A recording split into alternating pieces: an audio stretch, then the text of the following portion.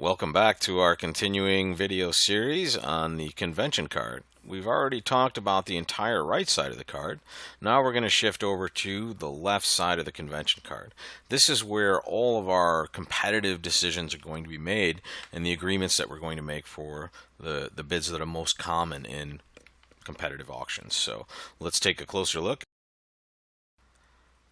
We're going to start off in this section on the upper left-hand corner where we'll find our negative doubles.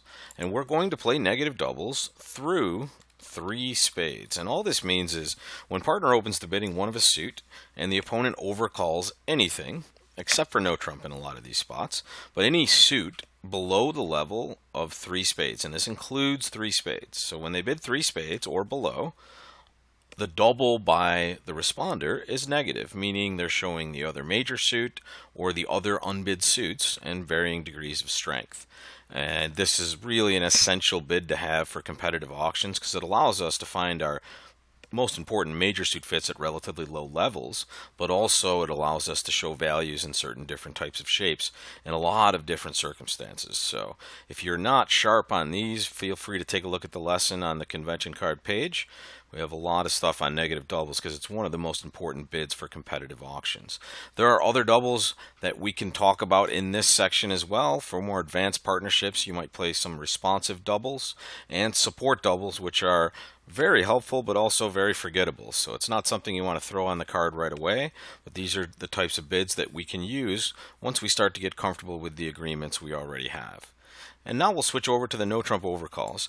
The no trump overcalls are essentially the exact same as the opening no trump bid, except they're going to show 15 to 18 high card points. We raise the range just a little bit on the high end so that we can make this bid more often with good hands, and we get to get that most descriptive bid out there with a little bit wider range of hands. And we're going to check the box right next to that that says systems on. And all this means is when we overcall one no trump, we essentially play the exact same agreements that we're going to play over our opening no trump bids. So we're going to play Stamen transfers, minor suit transfers if we play those. So everything we would normally use over our opening bid will be able to be used over this overcall.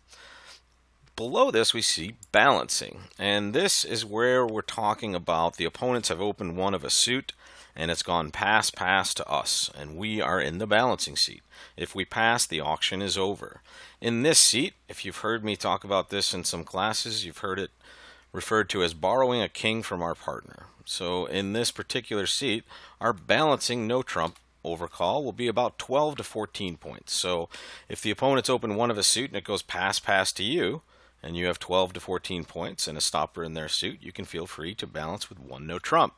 And we should still agree, if we have a pass after this, that we play our systems on in this spot as well. Makes it easier to remember in all these situations, and we're going to have the advantage of being able to find our fits at relatively low levels, just like always.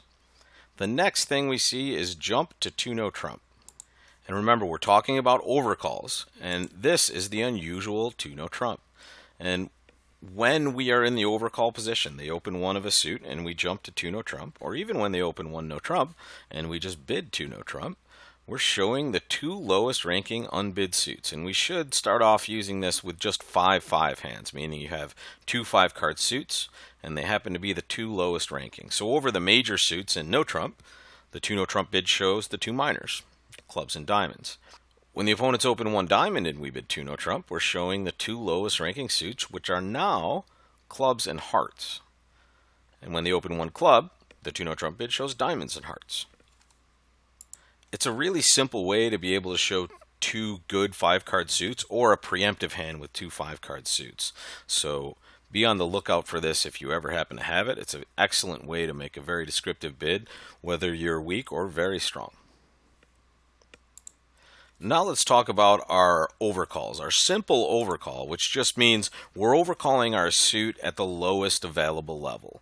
At the 1 level, which is what we see here, we should have around 8 to 17 high card points. This is a good, useful range for overcalls. And remember, this is only for the 1 level. So The higher you're going to be overcalling, the more points you're going to need to have. So if we're overcalling at the 2 level, we're going to adjust the low end of this to a good 10 to 17 points.